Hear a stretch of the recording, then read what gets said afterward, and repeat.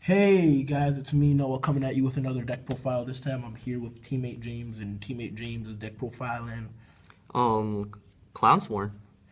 I know you spent a lot of time just coming up with this deck. Is there anything you want to say about it before you get into the deck profile?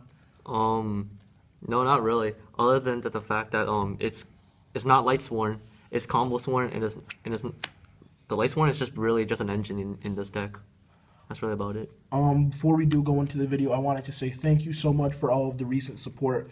We finally hit 200 subs maybe 2 weeks ago. Yeah. Yet again, thank you guys so much. I know I was talking to my friend Kevin, and he was just saying, he's been expecting a lot from us. So thank you so much to Kevin. But without a further ado, I'm gonna let teammate James take it away. All right, let's get started. So, the first two cards, Judgment Dragon. I really don't like this card in the deck because this is not Light Sworn. Again, it's Combo Sworn, and this is not a combo piece. It's a good card, but you don't want to draw it first turn. And usually when you go first, it's not even that good of a turn because you can't really do much. So if I had a chance, I would cut like one or like cut JD or cut one JD, but it's in here because it's good. Because when you go second, it's too good. And plus Trapeze Magician plus this equals game. So that's why they're in there. Next, 3 Raiden.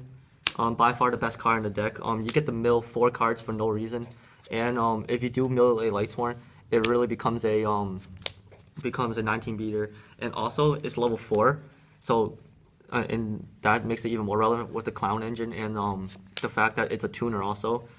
That means you can make Michael and like level 7s or 8s, so that's really good. Next we have 3 Lumina.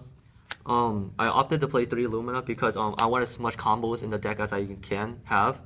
Most people play 2, but I like 3 because it unbricks your hands to make your hands good. Well, not good, decent, and it pitches stuff into the grave, and it brings back a card, so you just get pluses from that. And if you pitch a wolf or something, for instance, or a trick clown to the grave, you get the trick clown effect, and you get the ride in the middle too. And if you hit a damage juggler, you can get a hat trigger, and just go and make plays from that. Next, 3 wolf.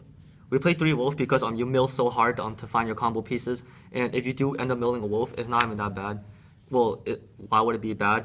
But it's just another level 4 where you can exceed into, or just or just push for OTKs. Before you go into the next card, I had a question. So, with Wolf, I know I saw you playing a game the other day, and you said that you might cut one, just because of the simple fact that like if you open it with it starting hand, it's really awkward, especially because it's a combo based deck. Yeah, I wanted to cut one, but you really can't because you mill so hard to find your combo pieces, and you really just can't afford to cut this card because like if anything, it's fuel for your what's it called, solar recharges and your luminous if you do ended up drawing them, and plus you can play, and plus I play Goblinberg, so you could just play this card, so it's not that bad, but it's just a game. And then next, 2 Lilas, because because since pendulum is such a big thing now, you want to pop their scales. And then for the last Light Sworn, the Felice. Same things with the wolf, but what you gotta do. Next, we play the Clown engine, 3 damage juggler, 3 trick clown, and 3 hat trigger. The trick clown, I would think about cutting one for a photon thrasher, but I don't have one at the moment. But the trick clown, like if you mill this, it's just so good because you could just make more rank 4 plays or make level 8s, and yeah, you could just go and then you could just keep going with that. So that's it for the clown engine. Next, since we're playing like a nearly full light deck, too honest, self-explanatory, and plus it's also level 4 too. So if anything, you can just normal summon it and then just exceed with it if you're desperate enough.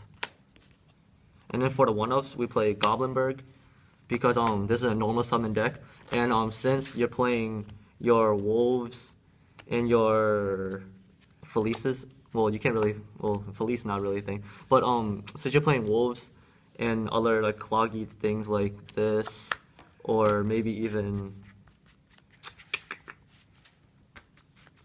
yeah, yeah, that's really about it. But like this card just makes your hand just doesn't brick as hard. It turns your bricked hands into like a decent hand, I guess, by giving you like a free exceed, and that's why Gomlinberg is in here. And then for the next for the one ofs, a super electromagnetic turtle. It's so good because it ends your opponent's battle phase. It's better than Necrogarna because it doesn't block one attack. It just ends the battle phase. So you don't really need to worry about the next attacks. And plus it's a level 4, so again you could just exceed. And then last for the is the glow bulb because I'm not trying to lose the no pendulums. So you make beasts and then you kind of just sit there and you just wait for your opponent to scoop. That's it for the monsters.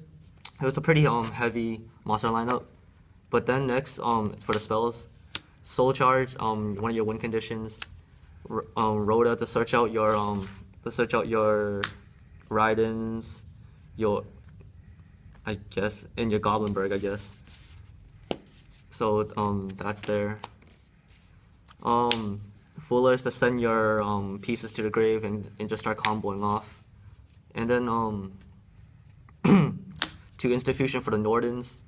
And then for the last of the spells, 2 charge a Light Brigade to search out your Lightsworns and mill. And your draw power of the deck, you just ditch Lightsworns, draw, mill. What can be better? And then I play 1 trap, and that is Mirror Force. I actually really like it in the deck because it clears your opponent's established boards, and then you can just push for next turn, and then hopefully you can OTK them. And yeah, that's for the main deck. So when you were going through the main deck, I said that you were talking about a lot of combos. Are the combos consistent, would you say? Yeah, the combos are really consistent because if you get your Raidens, you mill 2, hopefully get this off, banish that, special summon this, and then make it exceed. Well, that's really your first turn plays, but usually if you go second, you get an extra card, and hopefully you can draw some of these, and yeah, and just see what you get from there. But usually you will definitely get like 2 to 3 rank 4s off, so it's not really much of a problem for the combos. Next for the extra deck, I play 1 Castel, one of the best rank 4s right now. Abyss Dweller, that's why it's in there. Diamond Direwolf. Diamond Direwolf is really in here just to pop the problematic cards that you will have, and floodgates like Mako Cosmos or anything that will try to stop you. And your Raptor City Berserk with the Gagaga Samurai combo. The you lose combo. I know. Oh my god.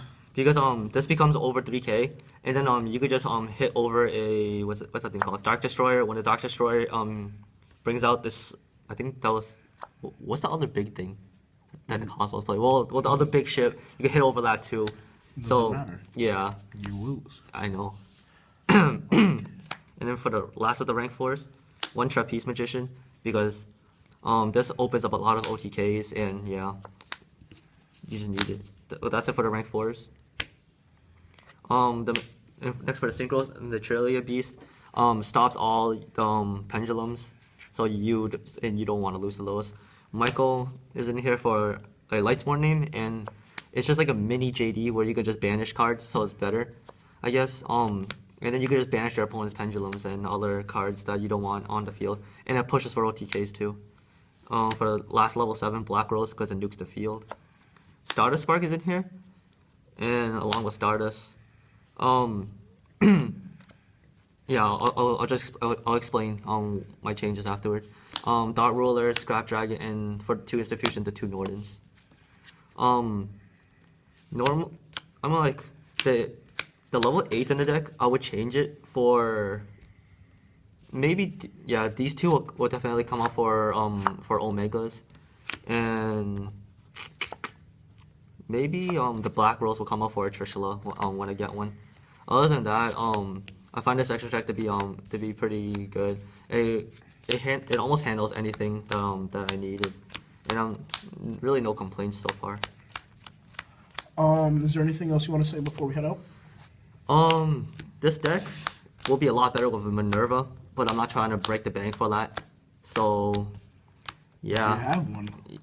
Yeah, obviously. What? Like, who wouldn't play it? Thank you guys so much for watching. This has been Noah and teammate James from Team 1 signing out.